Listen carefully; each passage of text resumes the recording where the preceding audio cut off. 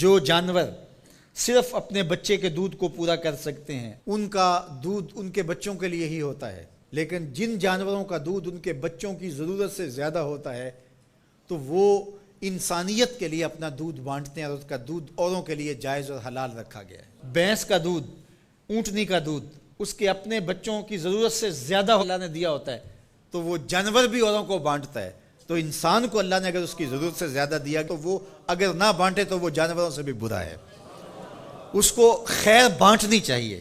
طبیعت کے اندر بخل نہیں ہونا چاہیے، طبیعت کے اندر فیاضی، سخاوت ہونی چاہیے۔ اللہ کے محبوب علیہ السلام نے فرمایا سخی اللہ کے بھی قریب ہے، لوگوں کے بھی قریب ہے، جنت کے بھی قریب ہے، ہاں دوزخ سے دور ہے۔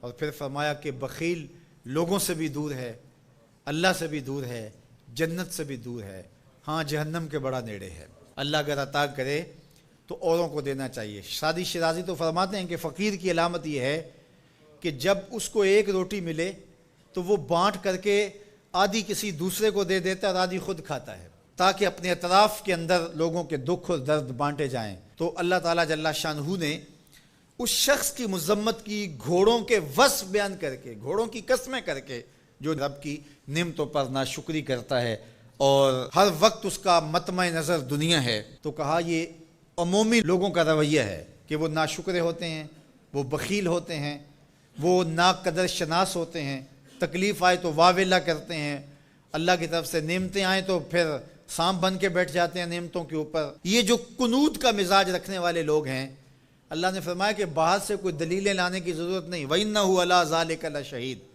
یہ ذرا اپنے اندر اتر کے دیکھیں اور ضمیر سے پوچھیں کہ کیا تم قنوط ہو یا نہیں ہو، تو جو قنوط ہو ضمیر بول کے کہے گا تم قنوط ہو۔ ذرا اپنے اندر اتر کر کے میں اور آپ دیکھیں کہیں ہم قنوط کے زمرے میں تو نہیں آتے۔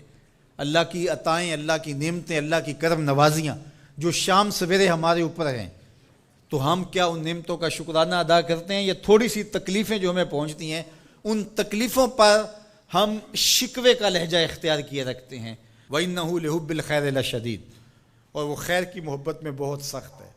یا خیر سے مراد مفسرین نے کہا المال، یعنی وہ مال کی محبت اس کے اندر کوٹ کوٹ کے بھری ہوئی ہے، ہر وقت مال کی طلب، مال کی خواہش، جتنا بھی مال اس کے پاس ہو جائے پھر بھی وہ سیراب نہیں ہوتا۔ سعدی شیرازی فرماتے ہیں کہ پیٹ بھر جاتا ہے، آنکھیں نہیں بھرتی۔ حل من مزید کے نعرے ہر وقت لگاتا رہتا ہے کہ اور آ جائے، اور آ جائے، اور آ جائے۔ دولت کا پیار اس کے اندر کوٹ کوٹ کے بھرا ہے۔ انسان بوڑھا ہوتا جاتا ہے لیکن دو چیزیں اس کی جوان رہتی ہیں، ایک مال کی محبت اور ایک جینے کی تمنا۔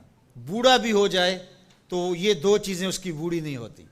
اور دوسرا فرمایا کہ ابن آدم کے پاس مال کی ایک وادی ہو، وادی کہتے ہیں پہاڑوں کے درمیان جو نیچے جگہ ہوتی ہے، وہ ساری سونے سے بھری ہوئی ہو، اگر کسی کو دے دی جائے تو وہ آرزو کرے گا کاش کہ ایک وادی جیسی اور ہو، پھر بھی اس کا پیٹ نہ بھرے، اس کی آنکھ نہ بھرے۔ اس لیے انسان مال کی محبت میں بہت سخت ہے۔ فرمایا ابن آدم کہتا ہے مالی مالی مالی، میرا مال میرا مال۔ فرمایا اس کا مال وہ ہے جو اس نے کھایا اور ضائع کر دیا، پہنا اور پرانا کر دیا، یا اس نے جو آگے بھیج دیا۔ فرمایا باقی اس کا نہیں ہے، باقی وارثوں کا ہے، اور وہ کفن بھی میلا نہیں ہونے دیں گے، بانٹ لیں گے۔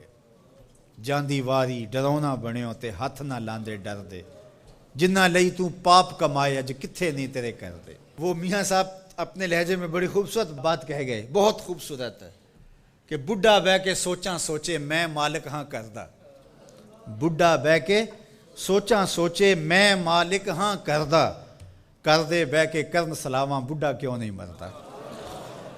تو اپنی زندگی آگے بھیجو۔ حضور تشریف لائے گھر میں، سیدہ عائشہ رضی اللہ تعالیٰ عنہ موجود تھی، تو ایک بکری ذبح کی گئی تھی، تو فرمایا کچھ ہے کھانے کے لیے؟ کہا حضور سب بانٹ دیا ہے، ایک دستی باقی بچی ہے۔ حضور نے فرمایا جو بانٹ دیا ہے وہی باقی بچا ہے، جو بانٹ دیا ہے وہی باقی بچا ہے۔